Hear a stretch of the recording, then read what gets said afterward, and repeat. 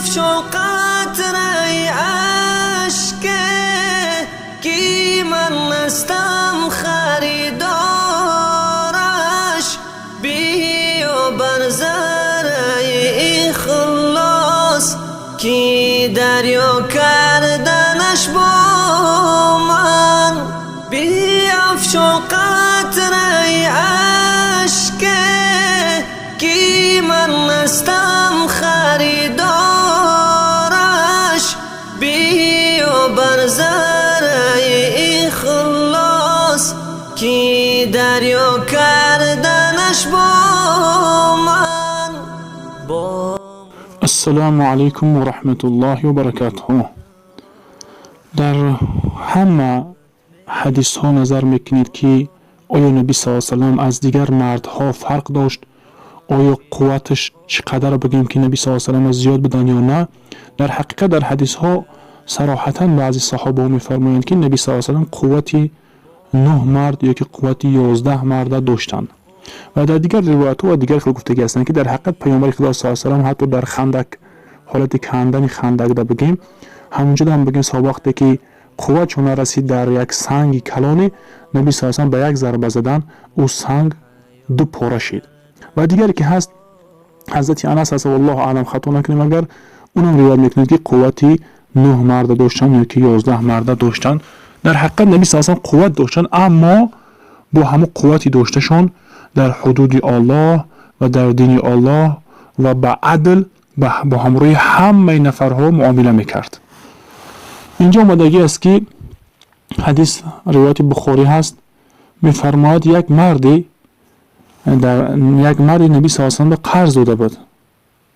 در از نبی صلی الله علیه و سلم چی بود؟ قرضی مونده بود و اون مرد با همراهی نبی صلی الله علیه و سلم چی کرد؟ بدرفتاری کرد در قرض طلب کردن. یعنی گفت که قرض مبته، گفته هر گپایی چی گفت در پیش صحابه هاش بگیم گپای سخت گفت.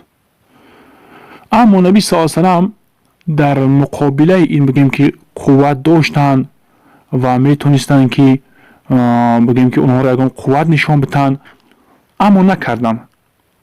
فقط صحابه گفتن که خواستن صحابه که همون میگم ادب بدن و مثلا قصد کردن صحابه که میگم برای این گپی سخت گفتگیش یا اینکه برای اگم شاید که بیزیب رفتار کردگیش میخواستن که گپی مثلا نشانش بدن، نه که نبی صلی الله علیه و سلم نموندک.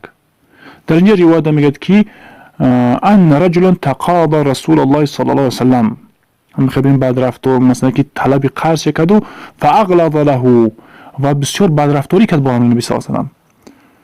فهم به اصحابه، پس صحابه‌اش قصد کردن به همون صحابه کرام از صحابه نبی صلی الله علیه و سلم که یکم ادبش بتن یا که به زدن به گفتن به گوچی نیک. نبی صلی الله علیه و سلم چی گفت؟ فقال دعوه، نبی صلی الله علیه و سلم بگذارین اون را، قطعی بدرفتاری نکنید.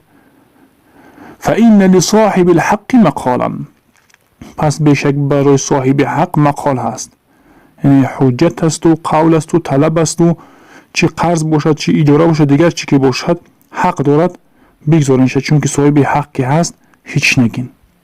و اشتروا له بعیرا فاعطوه ایاه، و بخرین برای همون یک شتری پس بدهید برای همون.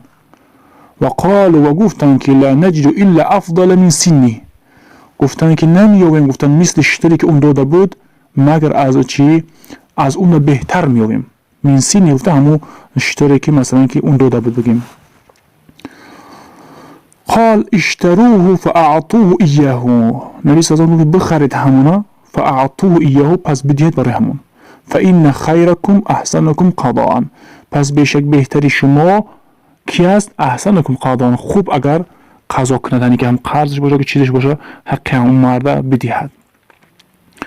در اینجا چندین قول ها هست و چندین روایت ها هست که پیامبر خدا صلی الله علیه و سلم این شتر برای چی گرفته بدن و نبی صلی الله علیه و سلم چرا قرض گرفتن و مثلا که بعد در وقتی که اون بدرفتاری کرد بعد دادن.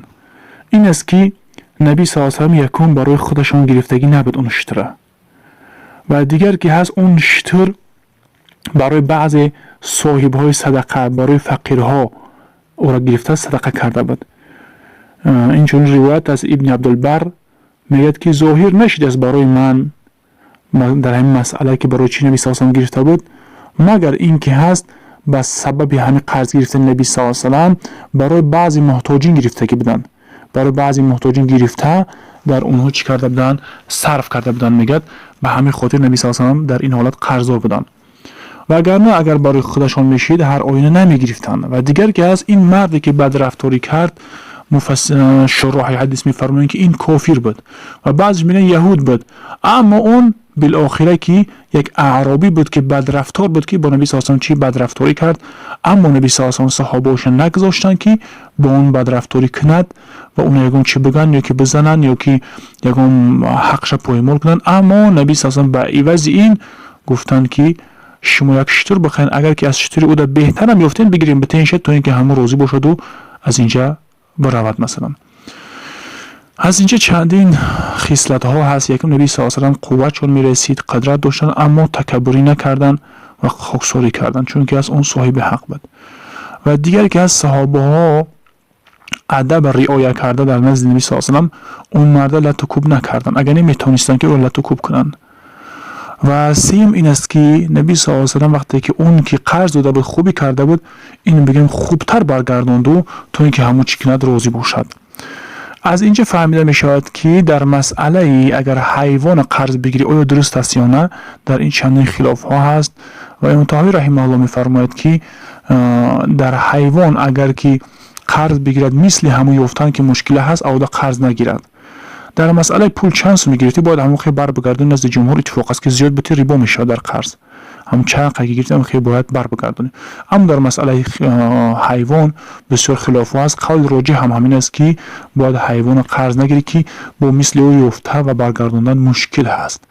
امام علی رحمه الله میگه اگر از اون بهتر در همون صفت هم حیوان یافتی، اگر مثلا اینکه یک گوسفند قرض گرفتی یا شتر یا مثلا گوسفند گرفتی، گوسفند البته کمتون اگر فربه‌تر و دیگرتر باشه، اگر قرضداری اگر روزی باشه، میگه امام مالک فقط میگه جایز است و دیگر کس نزد احناف درست نیست است. والله اعلم. السلام علیکم و رحمت الله و برکاته.